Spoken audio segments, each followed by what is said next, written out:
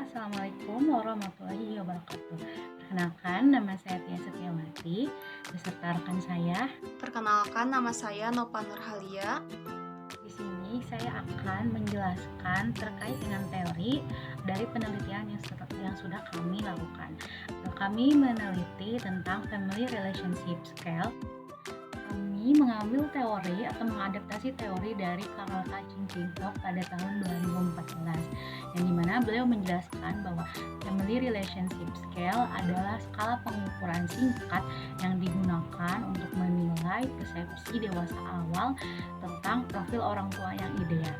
Adapun aspek dari family relationship ini, yang pertama ada cohesion yang merujuk pada seberapa erat kasih sayang atau perasaan emosional di antara anggota keluarga yang ditandai dengan membantu satu sama lain, berkomitmen, dan mendukung satu sama lain.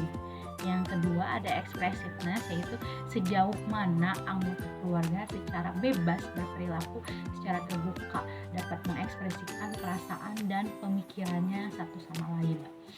Yang ketiga itu ada konflik, yang seberapa terbukanya anggota keluarga mengekspresikan emosi mereka yang ditandai dengan kemarahan, agresi dan konflik di antara satu sama lain. Pada penelitian ini akan diteliti sejauh mana hubungan keluarga dengan menggunakan dimensi cohesion atau ikatan emosional dan expressiveness, yaitu terbuka dalam mengekspresikan pikiran dan perasaan, dan konflik, yaitu tendensi konflik dalam keluarga. Subskala cohesion mengukur dukungan yang diberikan oleh keluarga, sedangkan subskala expressiveness mengukur sejauh mana anggota keluarga dapat mengungkapkan pendapat mereka. Subskala konflik mengukur tingkat konflik dalam keluarga. Adapun adaptasi yang dilakukan, yang pertama alasan kami melakukan adaptasi ini yaitu karena adaptasi pada hubungan keluarga ini cukup penting dalam mengukur persepsi hubungan keluarga pada kelompok usia tertentu, keluarga dengan karakteristik khusus, atau dalam konteks situasi tertentu. Sampel penelitian itu kami tujukan kepada laki-laki dan perempuan yang usianya 18 sampai 25 tahun atau dewasa awal menurut Santrok tahun 2014. Pada masa ini, individu harus siap secara mental dan fisiknya untuk mulai memasuki masa dewasa awal, di mana ia harus siap hidup mandiri, meninggalkan masa remajanya, yang tentunya kesiapan ini harus dilalui dengan baik oleh individu yang dibarengi dengan hubungan dalam keluarganya, yang dimana hubungan keluarga ini dapat membantu individu untuk siap memasuki masa dewasa awal ini menurut Bagviroh tahun 2016. Baik, yang selanjutnya ada proses adaptasi. Pada awal pemilihan skala, peneliti memilih skala mengenai mindfulness. Namun pada skala ini, peneliti tidak menemukan aspek. Selanjutnya, peneliti mengganti skala alat ukur dengan stoicism. Akan tetapi, pada skala ini, topiknya tidak terlalu familiar dan sulit untuk mencari responden. Kemudian, peneliti mencari skala ukur yang sesuai dan akhirnya mengganti skala ukur yang tepat, yaitu family relationship. Alasannya karena skala ini lebih mudah dijangkau dari segi responden, alat ukur dan pengolahan data atau item, dan family relationship sangat penting dalam lingkungan yang dimana keluarga merupakan lingkungan paling utama dalam pembentukan pada diri semua individu. Yang selanjutnya ada perhitungan hasil pengambilan data. Penelitian ini dilakukan uji reliabilitas dengan menggunakan rumus Cronbach-Alpha untuk mengetahui apakah penelitian ini reliable atau tidak. Adapun rinciannya sebagai berikut. Diperoleh nilai Cronbach-Alpha yaitu 0,923 dengan N atau jumlah item yaitu 16.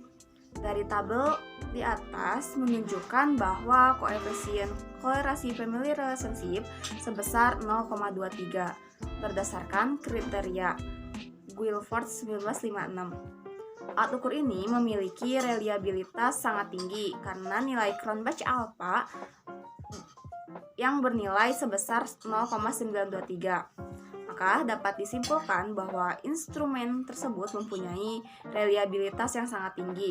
Artinya instrumen tersebut jika digunakan dalam penelitian akan memberikan hasil yang baik atau tetap. Yang selanjutnya, uji validitas. Instrumen ini dikatakan valid apabila instrumen dapat digunakan untuk mengukur apa yang akan diukur menurut Sugiono 2005. Penelitian ini menggunakan uji validitas kolerasi Pearson. Kemudian, uji ini membandingkan nilai R hitung dengan R tabel, yaitu N sama dengan 113 dengan taraf signifikansi 5% atau 0,05. Diketahui N sama dengan 113.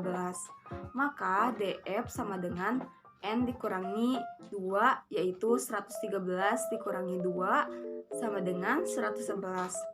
Dalam distribusi signifikansi 0,05 dalam R tabel adalah 0,1848.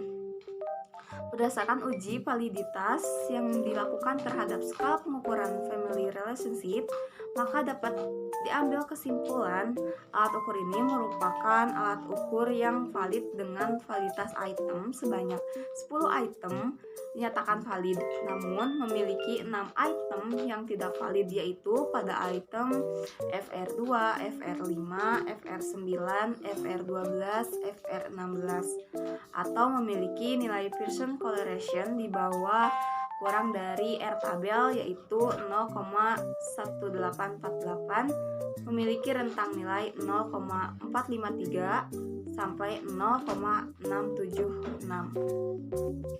Yang selanjutnya ada pembahasan pembuatan skala psikologi.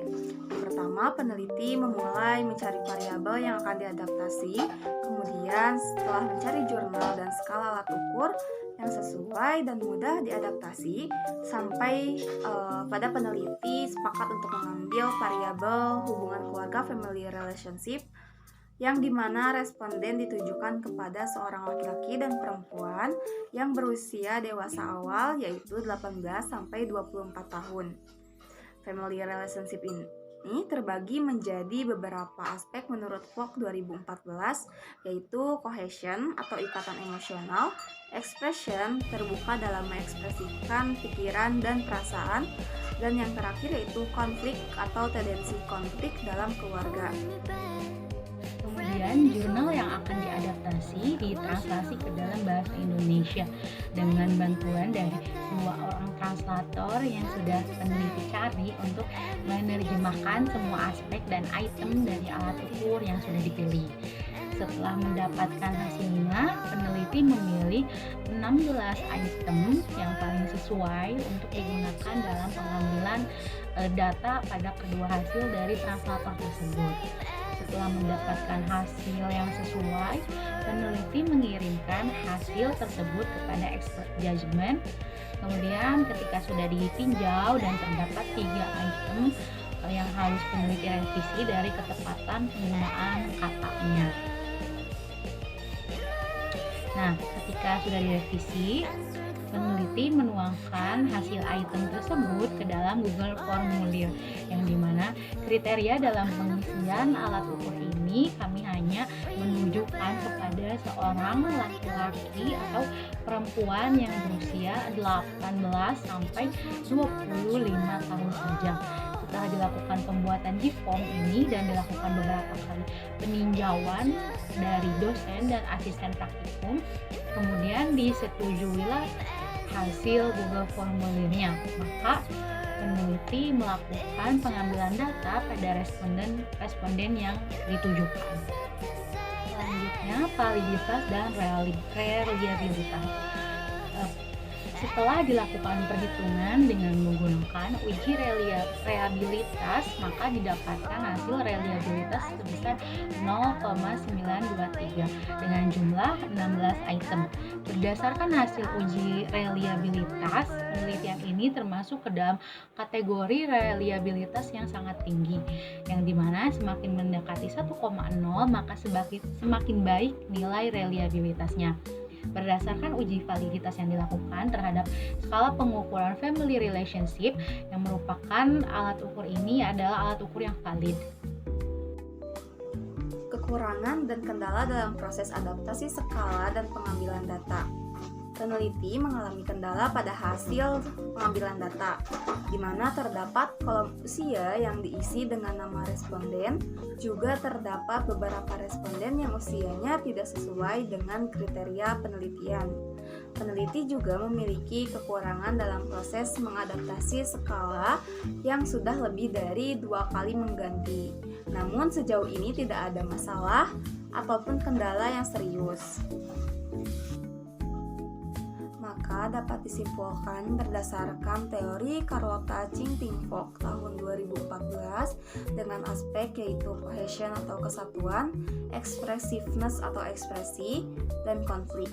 Alat ukur yang telah peneliti susun terdiri dari 21 item, akan tetapi yang diambil hanya 16 item dengan validitas item sebanyak 10 item dinyatakan valid, namun memiliki 6 item yang tidak valid, yaitu pada item FR2, FR5, FR9, FR10, dan FR12 dan 16, atau memiliki nilai Pearson correlation di bawah kurang dari R tabel yaitu 0,1848 mengenai dukungan family relationship dengan menggunakan skala Likert yang terdiri dari 4 jenis respon, dari sangat setuju, setuju, tidak setuju, dan sangat tidak setuju.